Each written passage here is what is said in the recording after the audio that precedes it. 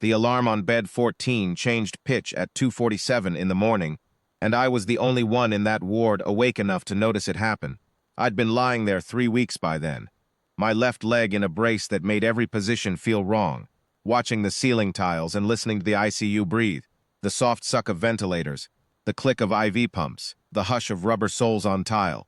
Danny Mercer was 2 beds down, a private from my own convoy, 19 years old, 2 days out of surgery for Shrapnel they'd pulled out of his abdomen.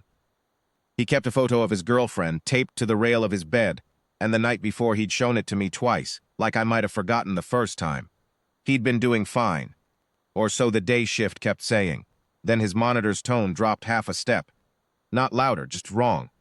And I knew before any nurse did that something in that boy's chest had started to go sideways. The new night nurse got there first. I'd seen her maybe 4 times in 3 weeks. Quiet, younger than most of the staff, always moving like she had somewhere to be but never looked rushed getting there. Her badge said Calloway. She didn't run. She walked fast, the way people walk when running would scare a room, and she was at Danny's bedside, reading the monitor before the resident on call even looked up from his coffee. "Pulse pressure's narrowing," she said. "Quiet." Not loud enough to wake the rest of the ward, but I heard it from 12 feet away. Heart sounds are muffled. Neck veins are up on the right side. The resident, Dr. Reyes, 2nd year, the kind of tired that makes a man certain instead of careful, barely glanced over. "He's 2 days post-op, Calloway. Some swelling's normal. His pressure's holding." "It's holding because his heart's compensating," she said. "It won't hold long. I'll get an echo when the tech's back at 6. He doesn't have until 6. Reyes looked at her then. Really looked. The way you look at someone who just told you something you don't want to hear. And for a second, I thought he might actually listen. Then Danny's monitor screamed, full alarm, and the number on the screen dropped through the floor. Everything after that happened in the kind of order that only makes sense if you were there. Reyes called the code. 2 more nurses came running. The crash cart rattled in from the hall, and somebody started compressions on a kid who 12 hours earlier had been asking me which games I had loaded on my phone. I pulled myself up on one elbow because some part of me needed to see it, even with my legs screaming at me for it. Calloway didn't move out of the way. She moved into it. "Tamponade," she said, loud enough now that the whole bay heard her. "His heart's drowning in its own blood sac. Compressions won't fix that. Somebody has to drain it now, or his heart doesn't start again. We don't know that for certain." Reyes started. "I do." She was already pulling on gloves, and there was something in the way she moved.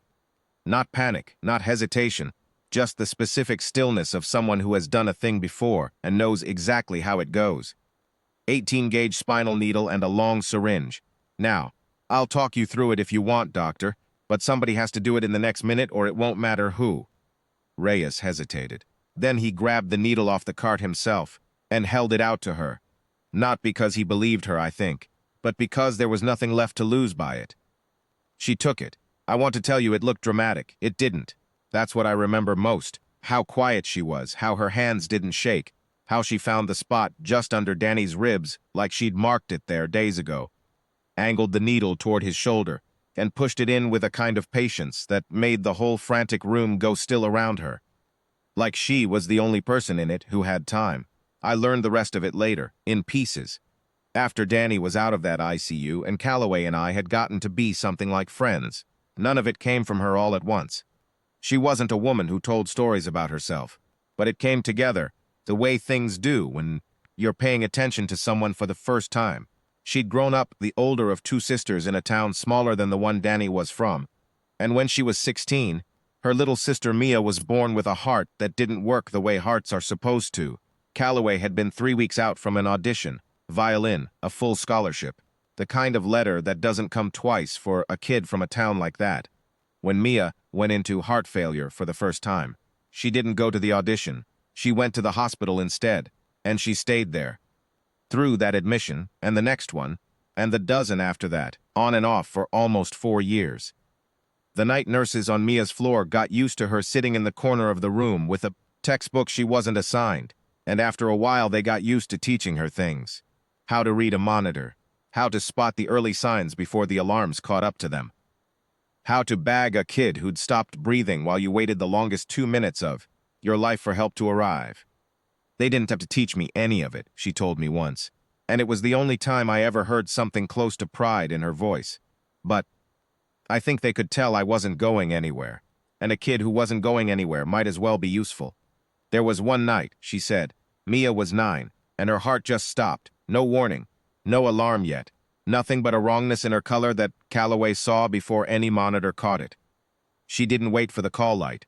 She started compressions herself on a 9-year-old's chest, counting out loud in the dark, and kept going until 2 nurses came running and took over. Mia came back. Calloway was 17. Nobody in that hospital ever asked her to leave the room again. Mia lived, barely, more than once, but she lived. Long enough for the surgery that finally fixed her, long enough to grow up. By the time she did, Calloway was 20, with no scholarship, no audition, and an education nobody hands out a diploma for, so she enlisted. Combat medic training first, then flight school for medevac, because, she told me, she'd already spent 4 years learning to keep someone alive in the worst 10 minutes of their life, and it turned out the Army had a use for exactly that. She flew 2 deployments as a flight medic, call sign Wren, hoisting wounded men off ridge lines in weather that grounded everyone else. Then she came home, sat for her nursing boards, and went to work nights at a regional hospital where almost nobody knew any of it. The needle found its mark, and I watched the monitor do something I will never forget as long as I live. It flatlined, one long, dead tone, for what felt like a full count of 2. The worst 2 seconds of my life, and I wasn't even the one it was happening to. And then it didn't, a blip, then another. Then a ragged climbing rhythm that steadied beat by beat into something that looked almost ordinary. Danny's pressure climbed back onto the monitor like it had never left.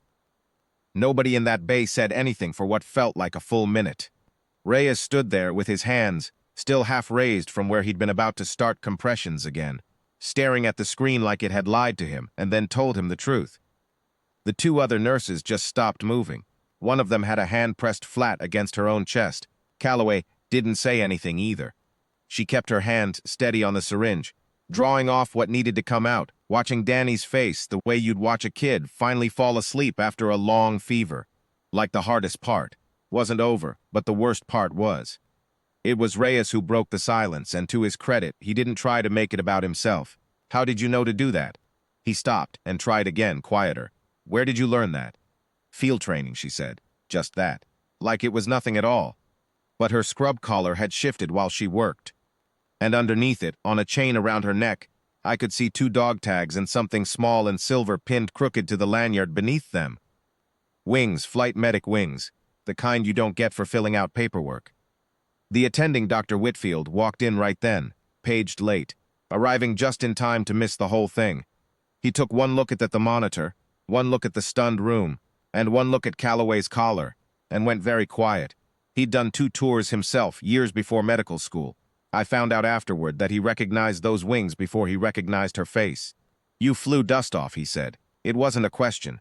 Yes, sir. Which unit? She told him, low, like it was a fact about the weather. I didn't know enough that night to know what the unit meant, but Whitfield did. I watched it land on him, the way a name lands on a man who buried friends under it once. He didn't say anything else for a moment. Then he just nodded, slow, the way you'd nod at someone you'd recognized across a long distance. And so did 2 of the older men down the row of beds, guys who'd been half asleep 30 seconds earlier and were sitting up now, the way men do when they hear something that means something to them. One of them, an old staff sergeant in for a hip replacement, who had complained about absolutely everything since the day he arrived, didn't say a word.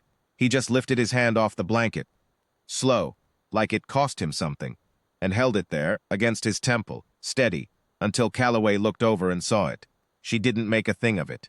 She nodded back, the way you'd nod to someone you'd served beside, and went back to checking Danny's lines like the moment hadn't happened at all. I lay back against my pillow that night and didn't sleep, and for once it wasn't the leg keeping me up. I kept thinking about a letter I never opened, either. A baseball offer from a school 2 states over, full ride, the kind of envelope you frame. I turned it down the spring I was 18, the same spring my little sister Tess started chemo, because somebody had to be a match for the marrow transplant, and somebody had to be home when she was too sick to be left alone. Tess made it too in the end. She's 19 now, healthy, mad at me for joining the Army instead of going back to school once she didn't need me anymore. I never told anybody about the letter. I never made it into a story. It was just what you did when it was your sister. I think that's why I noticed Calloway that night, even before any of this happened. Some people give up the thing they wanted most so quietly that nobody ever finds out there was a sacrifice to begin with. They just become the kind of person who know exactly what to do at 2:47 in the morning, and you never learn why, unless you happen to be paying attention when it matters. Danny made it. 2 weeks later, he walked out of that ICU on his own legs, stopped at the nurse's station on his way out, and asked which one of them had saved his life. Calloway wasn't on shift that day. Somebody told him anyway. He came back that night, off the clock, just to find her. I was there for that too. For the look on her face when a 19-year-old private stood up out of a wheelchair he didn't need anymore, just to shake her hand and say thank you. And for the way she shook it, like it was the most ordinary thing in the world, even though every nurse on that floor, and 2 old soldiers besides, were watching her do it. Nobody saluted that night, except the one man who already had. Nobody read a citation. There wasn't a parade, and there never will be one. That's not how it works for people like her. But I was there the night a whole ICU went silent around a quiet woman with a syringe and a pair of wings she never talked about, and I'll tell you what I told Danny. The day he asked me what kind of nurse she really was, I told him she was the kind who'd already given up everything once, a long time ago, for someone she loved, and never once stopped being that person for anyone else who needed her since. That's the part nobody ever sees coming, and the part that stays with you longest. Not the salute, not the wings. Just a woman who never asked anyone to know what it cost her, doing it again anyway, for a stranger, in the middle of the night, like it was the easiest thing in the world.